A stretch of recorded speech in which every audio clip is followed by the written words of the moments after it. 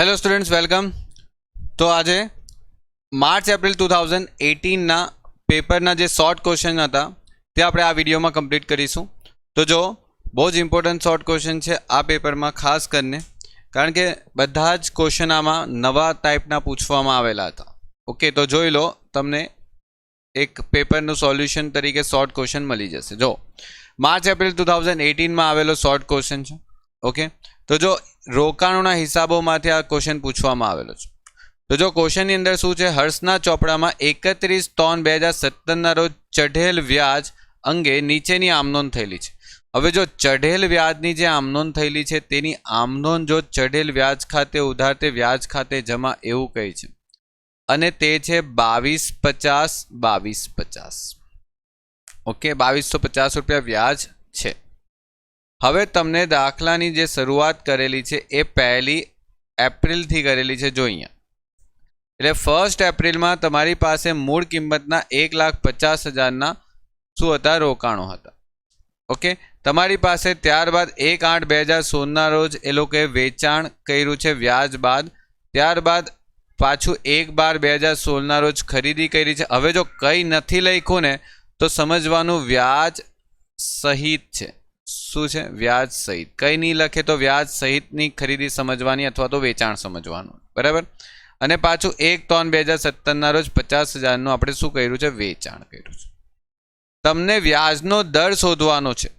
શું શોધવાનો છે? વ્યાજનો દર। અને વ્યાજ જે છે એ 31મી જૂન અને 31મી ડિસેમ્બરના રોજ ચૂકવાય છે, બરાબર। વ્યાજ જે છે એ 30મી જૂન અને 31મી ડિસેમ્બરના રોજ ચૂકવાય છે। તો જો સૌથી પહેલાં અહીંયા એક વસ્તુનું ધ્યાન રાખજો, જ્યારે પણ તમને આ ટાઈપનો દાખલો આવે ને તો તમારે એ જોવાનું છે કે દાખલામાં શરૂઆત ક્યારથી થાય છે, કયા વર્ષથી શરૂઆત થાય છે, કયા મહિનાથી શરૂઆત થાય છે। ઓકે, તો દાખલાની શરૂઆત થાય છે એપ્રિલના મહિનાથી। ઓકે, તો આપણે શું કરશું, અહીંયા એપ્રિલ લખી દઈશું। ઓકે, એપ્રિલથી તમારે બધા મંથ લખતા જવાના છે। એપ્રિલ, મે, જૂન, પછી જુલાઈ, ઓકે, પછી એપ્રિલ, મે, જૂન, જુલાઈ, August, September, October, November, December, okay, જાન્યુઆરી, ફેબ્રુઆરી એન્ડ માર્ચ।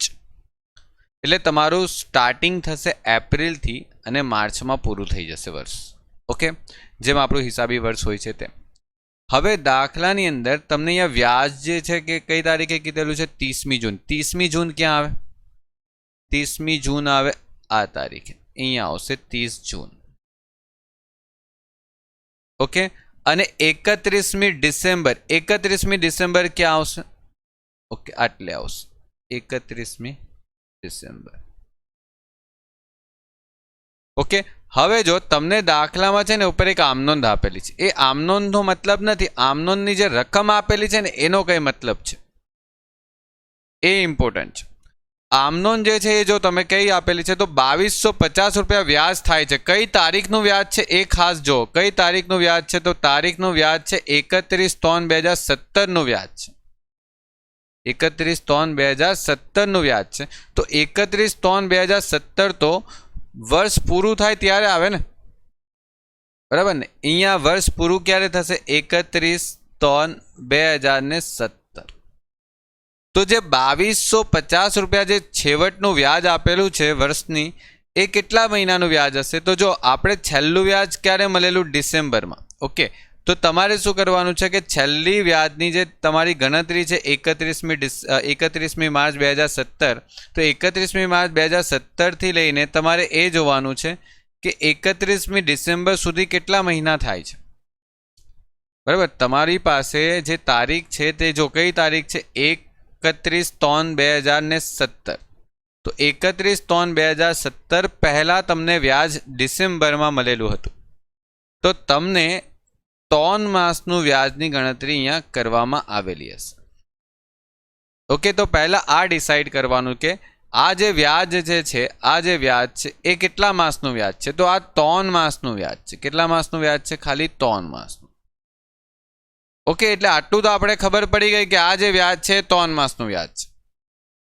ઓકે, પરંતુ આ જે વ્યાજ ગણ્યું છે કઈ તારીખે ગણેલું છેવટે, તો આપણી પાસે એ પણ તો ખબર હોવી જોઈએ કે સર છેવટને મૂળ કિંમત કેટલી છે, કારણ કે વ્યાજની રકમ હંમેશા મૂળ કિંમત પર ગણાય. તો હવે દાખલામાં આપણે વ્યાજનો દર શોધવાનો છે. શું શોધવાનો છે? જો આપણે વ્યાજનો દર શોધવાનો છે. દાખલાની અંદર આપણે વ્યાજનો દર શોધવાનો છે. અને વ્યાજનો દર શોધવો કેવી રીતના?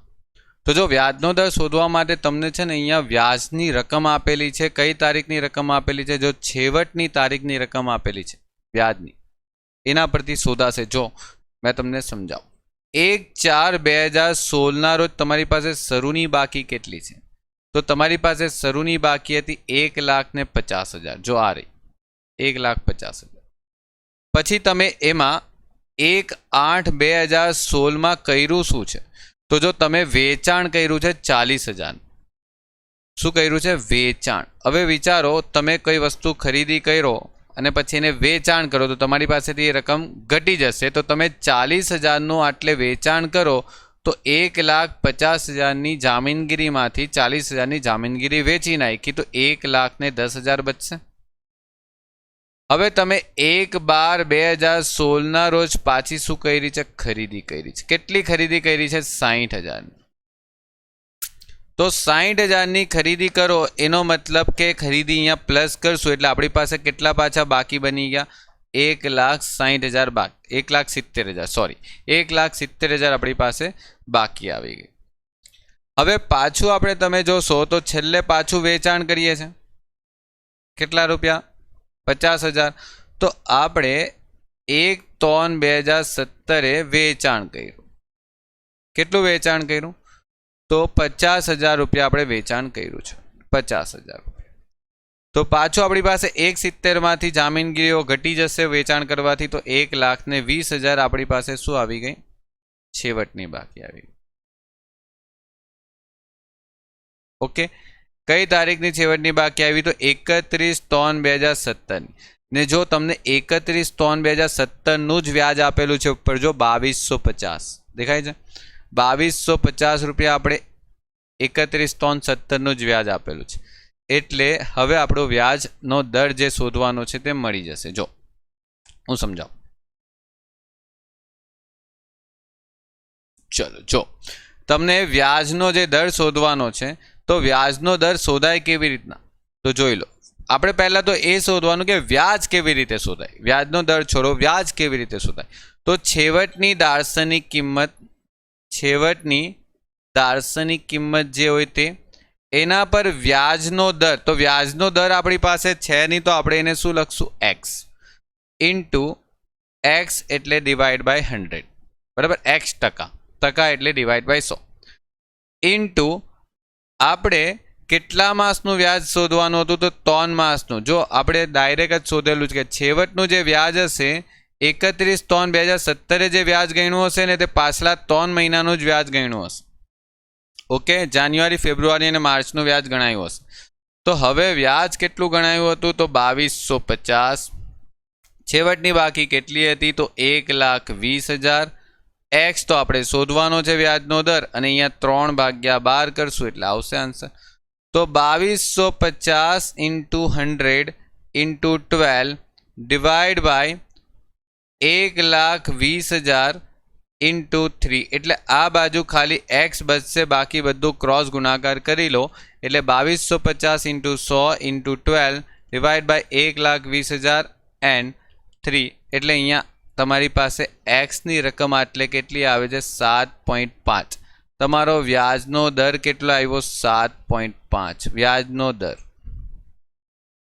7.5 વ્યાજનો દર આવ્યો. આ થઈ ગયો તમારો આન્સર. ચલો, તો દાખલા નંબર 2 પર આવીએ. તો જો દાખલા નંબર 2 પણ એક રેસિડેન્શિયલ સ્ટેટસ એટલે રહેઠાણના દરજ્જાથી પૂછેલો દાખલો છે. ઓકે, એક દાખલો તમને રહેઠાણના દરજ્જાથી પૂછશે જ. ઓકે, તો માર્ચ એપ્રિલ 2017ના એક પેપરમાં પૂછાયેલો આ દાખલો છે. સુરતના કલ્પના વસી 1 જુલાઈ 2017ના રોજ ઉચ્ચ અભ્યાસ અર્થે ઇંગ્લેન્ડ ગયા છે. ઓકે, ત્યાર પછી છેક 10/9/2019ના રોજ આવ્યા. તો જો પહેલી જુલાઈએ એ સુરતમાં રહેતો હતો, એ પહેલાં તો ચાલ્યો ગયો, બરાબર. પહેલી જુલાઈએ સુરતમાંથી ચાલ્યો ગયો. પહેલી જુલાઈ પહેલાં તો આ વ્યક્તિ સુરતમાં હતા. હવે પહેલી જુલાઈએ એ સુરતમાંથી ફોરેન ચાલ્યા ગયા, ઇંગ્લેન્ડ, ઉચ્ચ અભ્યાસ માટે, બરાબર. જેના માટે ગયો તે ઉચ્ચ અભ્યાસ હતો, એટલે ભણવા માટે બહાર ગયો. 10/9/2019 સુધી એ ત્યાં જ રહ્યો ઇંગ્લેન્ડમાં, અને ત્યારે એ પૂર્ણ અભ્યાસ કર્યા પછી એ પાછો ફર્યો. પોતાના અભ્યાસકાળ દરમિયાન તેઓ ક્યારે ભારત આવ્યા નથી. જો આ એક લાઈન ઇમ્પોર્ટન્ટ છે કે જ્યારે ભણતા હતા વિદેશમાં ત્યારે એ ભાઈ ક્યારે પણ ભારત આવ્યા નથી, એટલે વચ્ચે ક્યારે ભારત આવ્યો નથી. તો હવે આપણે અહીંયા એ શોધવાનું છે કે તેનો 2021નો રહેઠાણનો દરજ્જો કયો અને કેટલો. ઓકે, 2021નો રહેઠાણનો દરજ્જો. ઓકે, તો હવે આપણે એના રહેઠાણનો દરજ્જો શોધવા માટે પહેલાં તો એ જોવાનું છે કે આ વ્યક્તિ પાછલા વર્ષમાં ઇન્ડિયામાં કેટલા દિવસ રહી હતી. ઓકે, પાછલા વર્ષમાં એટલે કે આપણે પાછલું વર્ષ આપણે કયું ગણવાનું? તો પાછલું વર્ષ આપણે ગણવાનું છે. અત્યારે આપણે 19-20ની ચિંતા કરવાની કે આ વ્યક્તિ જો 19-20માં ઇન્ડિયામાં હતો કે નહીં હતો. ઓકે, તો જો ધ્યાનથી સમજજો, આ વ્યક્તિ ઇન્ડિયામાં આવ્યો ક્યારે? ઇન્ડિયામાં આવે ક્યારે છે? 10/9/2019ના દિવસે આવે છે. 10/9/2019. ઓકે, એટલે જો હું એની ગણતરી કરું કે 10/9/2019માં તે ઇન્ડિયામાં આવ્યું, એટલે 10/9/2019માં ઇન્ડિયામાં આવે છે. હવે આટલેથી આપણું વર્ષ ક્યારે પૂરું થાય છે? તો આપણું વર્ષ પૂરું થાય છે 31/3/2020. આપણું વર્ષ ક્યારે પૂરું થાય છે? 31/3/2020. તો આ વ્યક્તિ ઇન્ડિયામાં આટલા દિવસ તો હવે રહ્યો જ છે. ઓકે, કારણ કે જો 2019ના 10મી તારીખને 9મા મહિને ઇન્ડિયામાં આવેલો હતો, ત્યારથી તો અત્યાર સુધી ઇન્ડિયામાં જ છે. ઓકે, ભારતમાં જ છે એ વ્યક્તિ. એટલે 31/3/2020 સુધી જો આપણે ગણતરી કરીએ તો આપણે આ વર્ષના તારીખના પ્રમાણે કેટલા દિવસ રહી છે ઇન્ડિયામાં તે મળી જશે. તો જો 9મા મહિનામાં આપણી પાસે કેટલા દિવસો હોય છે? 30. ઓકે, એમાં 10 તારીખે આવ્યો, બરાબર. તો કેટલા દિવસે ઇન્ડિયામાં રહી હશે? તો ગણો, 10 તારીખથી ગણતરી કરશો તો તમે 30 તારીખ સુધી ગણતરી કરશો તો એ 21 દિવસ રહી હશે સપ્ટેમ્બરમાં. સપ્ટેમ્બરમાં કેટલા દિવસ રહી હશે? 21. ઓકે, ઓક્ટોબરમાં તો એમ પણ કેટલા દિવસ રહી હશે? ઓક્ટોબર 31. નવેમ્બરમાં 30. ડિસેમ્બરમાં 31. જાન્યુઆરી 31.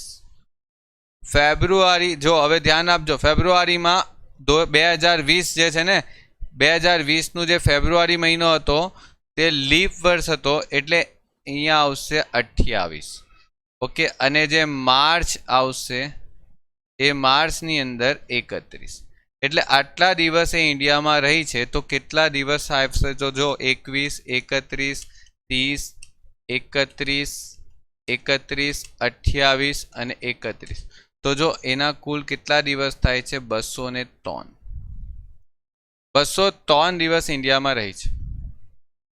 203 દિવસ, એટલે કે ભારતમાં દિવસ કમ્પ્લીટ.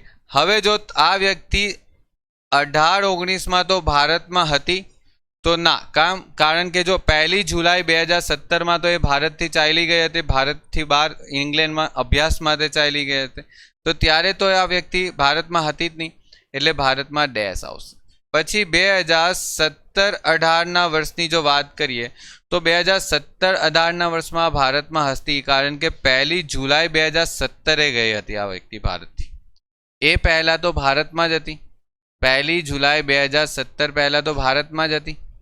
તો ગણતરી કરો કે 1 જુલાઈ 2017 પહેલાં એ ભારતમાં કેટલા દિવસ રહી હતી.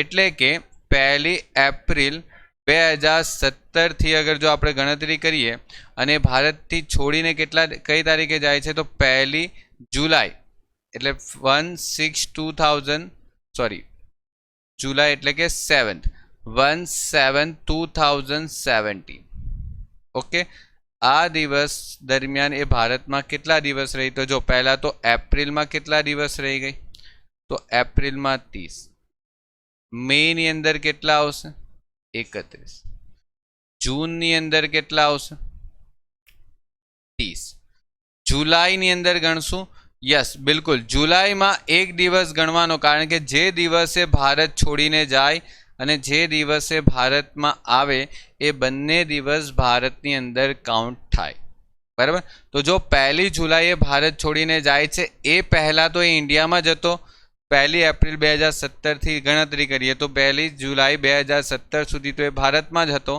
એટલે એક દિવસ જુલાઈનો લેવાશે એટલે 30 31 30 અને 1 એટલે આટલે આવશે 92 દિવસ હવે તમે જો ગણતરી કરશો તો આ પહેલાના બધા વર્ષ જે છે ને આ પહેલાના બધા વર્ષ જે છે એ ભારતમાં જ ગણાશે કારણ કે જો 2016-17માં બી એ ભારતમાં હશે 365 દિવસ પછી 2015-16માં પણ એ ભારતમાં રહ્યો હશે 366 દિવસ કેમ કારણ કે 2016 એ લીપ વર્ષ છે 2016 એ લીપ વર્ષ ઓકે પછી 2014-15માં પણ એ ભારતમાં રહ્યો હશે ઓકે 365 ઓકે તો હવે તો એ ભારતમાં જ રહેલો કારણ કે ખાલી અત્યારે લેટેસ્ટ જે 2017માં જે ભારતમાંથી બહાર ગયેલો તો વિદેશમાં અભ્યાસ કરવા માટે સમજાય છે એટલે ધ્યાન રાખજો આટલી બધી ગણતરી કરવાની પણ જરૂરત નથી મેં તો તમને સમજાવવા માટે ખાલી અહીંયા લખું છું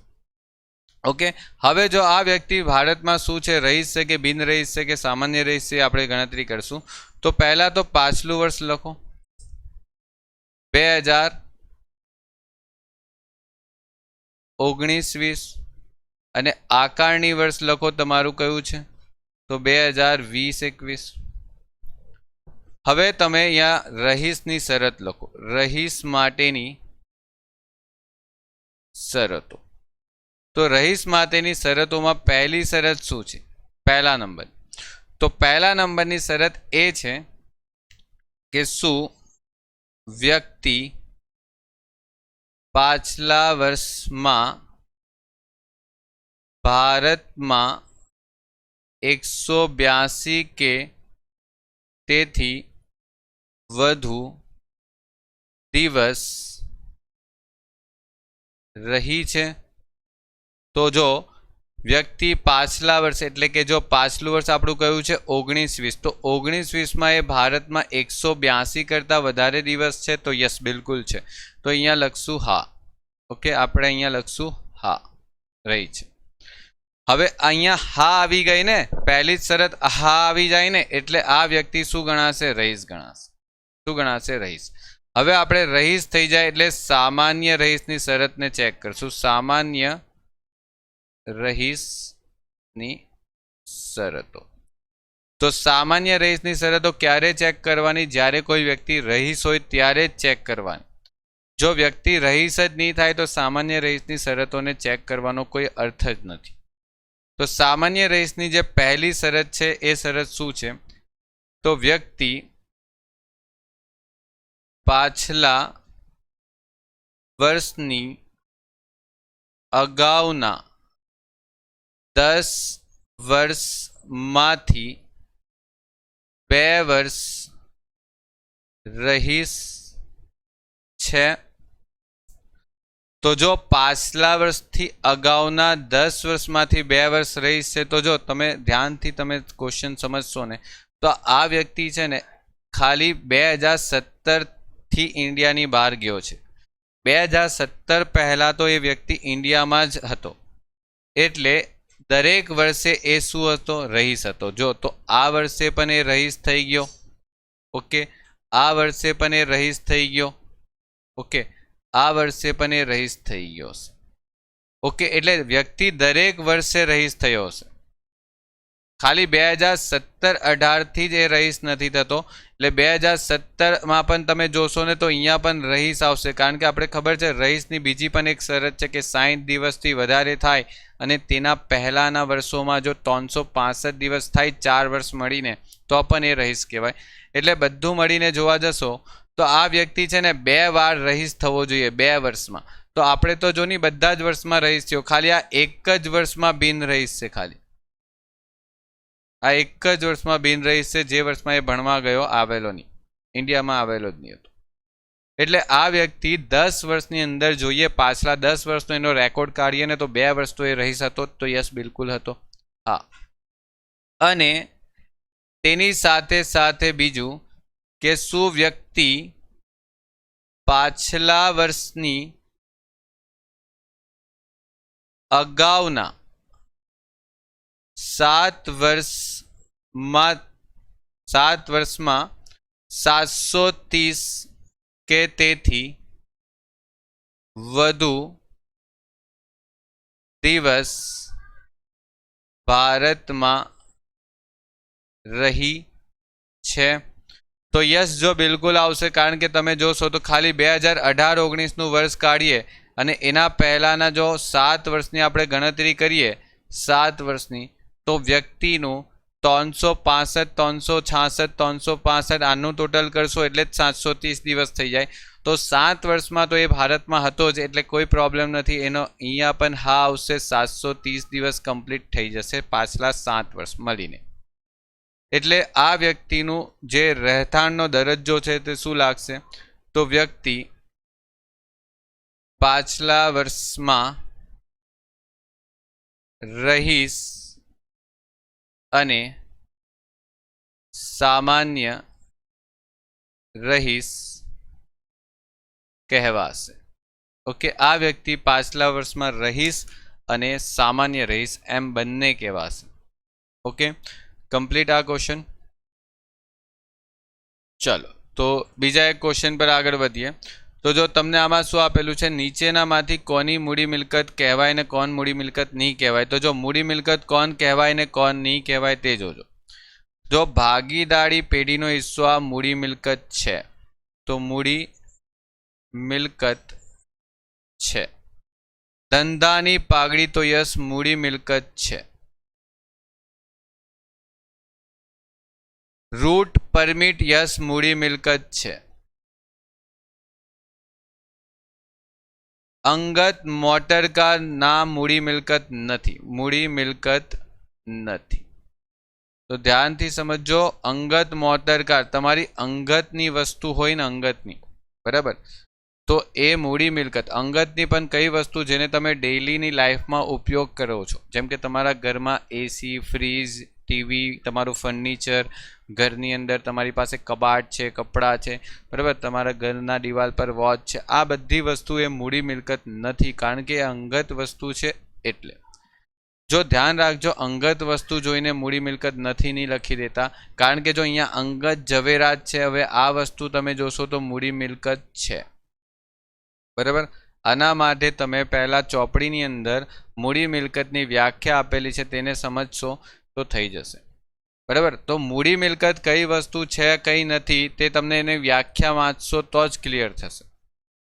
ઓકે, તો એની વ્યાખ્યા તમારે વાંચવી પડશે, વ્યાખ્યા તમારે વાંચવી પડશે તો તમને ક્લિયર થશે. અંગત ઝવેરાત, જો અંગતની છે ને 4-5 વસ્તુ એવી છે જે અંગત હોવા છતાં પણ મૂડી મિલકત તરીકે ગણાશે. જેમ કે અંગત ઝવેરાત છે, તમારા ઘરમાં હીરા હોય, બરાબર, માણેક હોય, પછી કોઈ મોટી હોય કિંમતી પથ્થર હોય, બરાબર, ડ્રોઈંગ્સ હોય, પેઇન્ટિંગ્સ હોય, આ બધું વસ્તુ અંગત હોય ને તો પણ તમારે મૂડી મિલકત કહેવાની, બરાબર.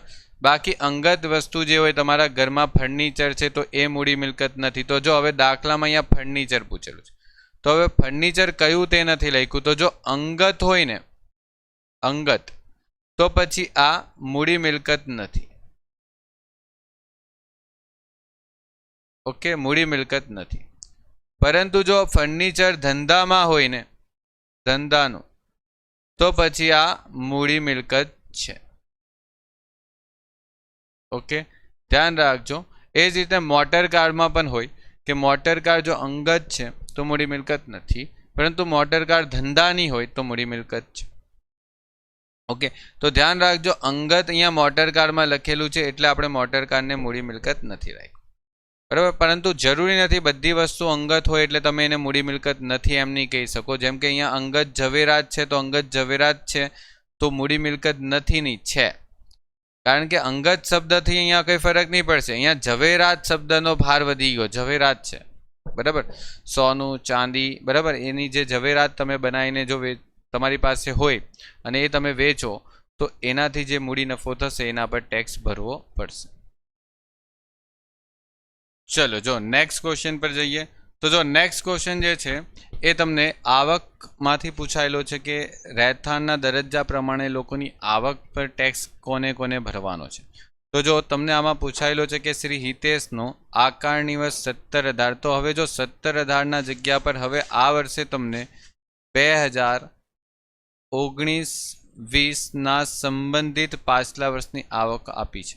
ઓકે, સોરી, આકારણી વર્ષ આ વર્ષે તમને 2020-21 થઈ જશે અને તમારું જો પાછલું વર્ષ જે છે આ વર્ષે પાછલું વર્ષ તે આ વર્ષે 2019-20 થઈ જશે.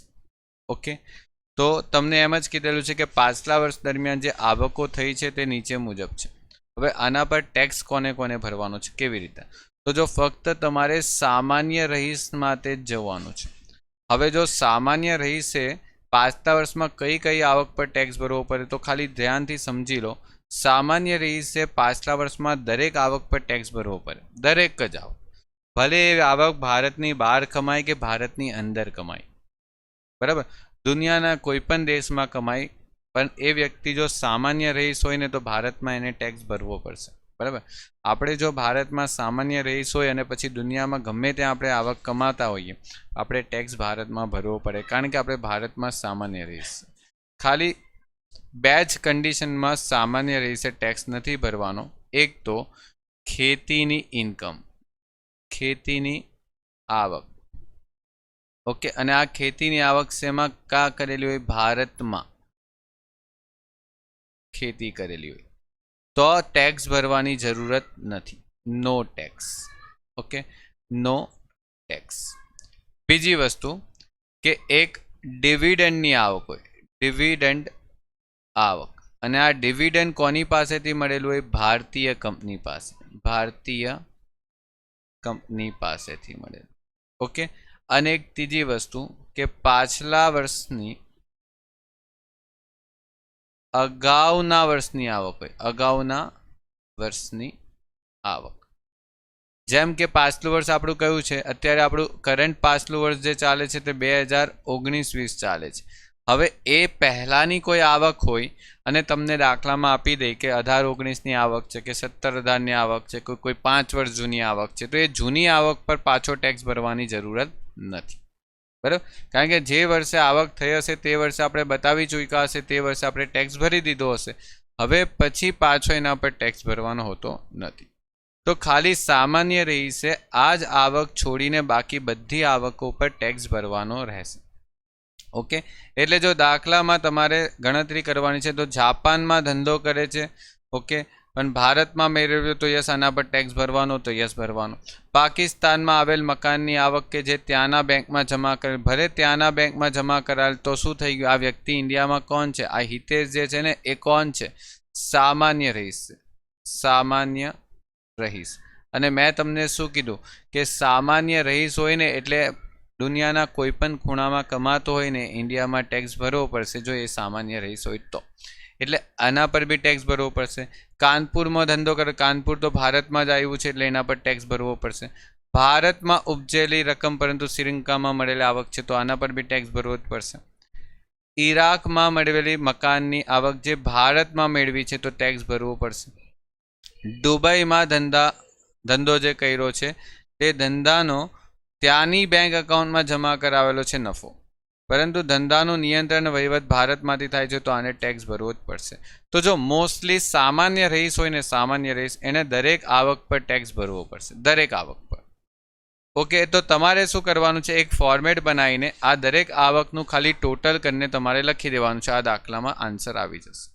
ઓકે, આ દાખલાનો જે આન્સર આવશે એ 2 lakh plus 40,000 plus 4 lakh plus 80,000 plus 30,000 plus 2 lakh, એટલે તમારો જે આન્સર આવશે બધું કુલ ટોટલ કરીને, ઓકે, કુલ કરપાત્ર રકમ, ઓકે, 9,50,000. ઓકે, તમારે દાખલામાં આ 6 પોઈન્ટ જેમ છે તેમ પાછા લખી દેવાના છે, કારણ કે જો આ 6 પોઈન્ટની અંદર કશે પણ તમારી પાસે ખેતીની આવક નથી કે જે ભારતમાં હોય, ડિવિડન્ડ નથી કે જે ભારતીય કંપનીએ આપેલું, અને પાછલા વર્ષથી અગાઉની કોઈ આવક નથી, એટલે દરેક આવક પર ટેક્સ ભરવો જ પડશે, કારણ કે એ વ્યક્તિ કોણ છે? સામાન્ય રહીશ છે. સામાન્ય રહીશ થઈ ગયો એટલે વાત પતી જાય, તમારે દરેક આવક પર ટેક્સ ભરવો પડે. પછી જો તમે ભારતમાં આવક કમાવો કે ભારતની બહાર કમાવો કે દુબઈમાં કમાવો કે લંડનમાં કમાવો, કોઈ જ ફરક પડશે નહીં. આપણે ભારતમાં સામાન્ય રહીશનો દરજ્જો લાગે એટલે આપણે ભારતની બહારની આવક કે ભારતની અંદરની આવક બધા પર ટેક્સ ભરવો પડશે.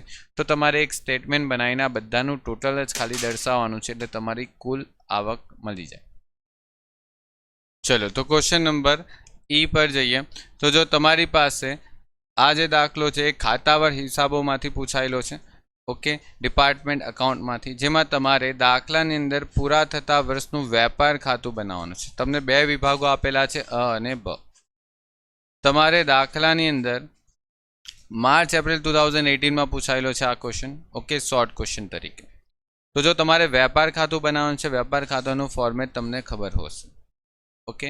તો જો દાખલાની અંદર સૌથી પહેલાં તમારે એક તો શરૂનો સ્ટોક આપેલો છે અને એક તો છેવટનો સ્ટોક આપેલો છે. તો ધ્યાનથી જોજો, પહેલાં છેવટનો આપેલો છે પછી શરૂનો આપેલો છે, ભૂલ નહીં કરતા.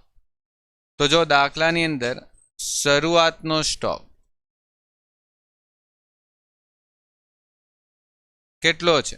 તો દાખલામાં શરૂઆતનો સ્ટોક છે 50 અને 60, એટલે દાખલામાં આવશે 50,000 અને 60,000. Okay, complete. ત્યારબાદ દાખલામાં જો ખરીદી આપેલી છે, ઓકે, તો જો દાખલામાં જ્યારે ખરીદી આપે તો તમારે ખરીદી જોયા પછી તમારે એ જોવાનું કે શું દાખલાની અંદર ખરીદ પરત આપેલું છે, ઓકે, દાખલાની અંદર ખરીદ પરત આપેલું છે કે નથી આપેલું એ પહેલાં ચેક કરવાનું, બરાબર. કારણ કે તમે જ્યારે પણ આગળ જઈને કોઈ એવા ખર્ચા આવશે કે જે તમારે ખરીદ અને વેચાણના પ્રમાણમાં વહેંચવા પડશે, ત્યારે તમારે ચોખ્ખી ખરીદીની જરૂરત પડશે. ઓકે, તો ધ્યાન રાખો, ખરીદી તમારી પાસે કેટલી છે? 6,30,000 અને 7,80,000. એમાંથી પરત જો તમે બાદ કરી દો તો ખરીદ પરત કેટલી છે? 30,000 30,000 બંને બાજુ છે, તો 30,000 તમે બાદ કરી દો, અહીંયા પણ 30,000 બાદ કરી દેવો, તો તમારી પાસે 6 લાખ રૂપિયાની ચોખ્ખી ખરીદી આવી ગઈ. અહીંયા તમારી પાસે 7,50,000ની ચોખ્ખી ખરીદી આવી ગઈ. ઓકે, આ થઈ ગઈ ચોખ્ખી ખરીદી. તો તમારે ડાયરેક્ટ અહીંયા ચોખ્ખી ખરીદી જ લખી દેવાની. ચોખ્ખી ખરીદી કેટલી આવશે? 6 લાખ અને 7,50,000. ઓકે, આનું પ્રમાણ શોધી લો. પ્રમાણ કેટલું પ્રમાણ બનશે? ઓકે, ખરીદીનું પ્રમાણ કેટલું બનશે? ઓકે, તો જો 60 અને 75 છે, ઓકે, 60 અને 75 છે, તો 4:5 બનાવી શકો, ઓકે, 4:5 બનાવી શકો પ્રમાણ, ઓકે. 60:75નું પ્રમાણ શું થશે? 4:5. એ જ રીતના તમે વેચાણમાં પણ કરી લો. વેચાણ કેટલું આપેલું છે? 12 લાખ અને 13,95,000. તો 12 લાખ રૂપિયાનું વેચાણ છે અને બીજી બાજુ છે 13,95,000 રૂપિયાનું વેચાણ છે. પછી તમે એમાંથી પરત બાદ કરી દો. વેચાણ પરત બી તમને જો દાખલામાં આપેલું છે 30,000, ઓકે, અને અહીંયા આપેલું છે 30,000. ઓકે, તો ચોખ્ખું વેચાણ કેટલું આવશે? તો ચોખ્ખું વેચાણ આવશે દાખલામાં 11,70,000. ઓકે, અને આટલે આવશે 13,65,000. તો ચોખ્ખું વેચાણ તમે અહીંયા લખી દેશો. ચોખ્ખું વેચાણ 11,70,000 અને 13,65,000. થઈ ગયું. હવે દાખલામાં તમે ધ્યાનથી બે વસ્તુ જોશો તો બ વિભાગને આપેલ માલ છે. બ વિભાગને આપેલ માલ છે. કયા વિભાગે આપ્યો? અ. એટલે જો ધ્યાનથી સમજજો, અ વિભાગે કોને માલ આપ્યો છે? બ વિભાગ. તો અ વિભાગ માટે શું થઈ ગયું? વેચાણ થઈ ગયું, કારણ કે અ એ બ ને માલ આપેલો છે. તો બ માટે શું થઈ ગયું? ખરીદી થઈ ગઈ. શું થઈ ગઈ? ખરીદી. ઓકે, તો આ જે વસ્તુ છે તે બ માં ખરીદી થઈ ગઈ, એટલે બ માટે શું લખશું? ખરીદી તરીકે આપણે ઉધાર બાજુ લખશું. અને અ માટે શું થઈ ગયું? વેચાણ થઈ ગયું, એટલે અ માટે અહીંયા લખશું જમા બાજુ, કારણ કે ખરીદી ઉધાર થશે, વેચાણ જમા થશે. બરાબર. એટલે અહીંયા લખશું બ માં જે 75,000 લખ્યા તેના માટે શું લખશું? અ પાસેથી ખરીદી. ઓકે, અને અહીંયા શું લખશું? બ ને વેચાણ. થઈ ગયું. એ જ રીતના અ વિભાગને આપેલ માલ છે. હવે બ એ અ વિભાગને કેટલો માલ આપેલો છે? જો બ એ અ વિભાગને કેટલો માલ આપેલો છે? 1,20,000. બ એ અ વિભાગને આપેલ માલ છે, એટલે બ એ વેચાણ કર્યું હશે. બ એ વેચાણ કર્યું હશે, એટલે અહીંયા લખશું અ ને વેચાણ. ઓકે, અને બ પાસેથી ખરીદી. કેટલાની ખરીદી કરી છે? 1,20,000. કમ્પ્લીટ. બાકીનામાં ડેશ ડેશ આવશે. હવે જો દાખલામાં તમને મજૂરી આપેલી છે, મજૂરી કયા પ્રમાણમાં જાય? તો મજૂરી તમને ખબર છે ખરીદીના પ્રમાણમાં જાય. કયા પ્રમાણમાં? ખરીદી. હવે મજૂરી જે છે ખરીદીના પ્રમાણમાં જાય, તો 1,35,000 4/5 આપણું પ્રમાણ આવેલું. કેટલું? 4/5. એટલે 4/5 પ્રમાણમાં તમે એને વહેંચશો તો 60,000 આવશે. ઓકે, અને પછી 75,000 આવશે. કમ્પ્લીટ થઈ ગયું. ત્યારબાદ આવક માલ ગાડા ભાડું. આવક માલ ગાડા ભાડું ક્યાં આવશે? તો વેપાર ખાતામાં. તો આવક માલ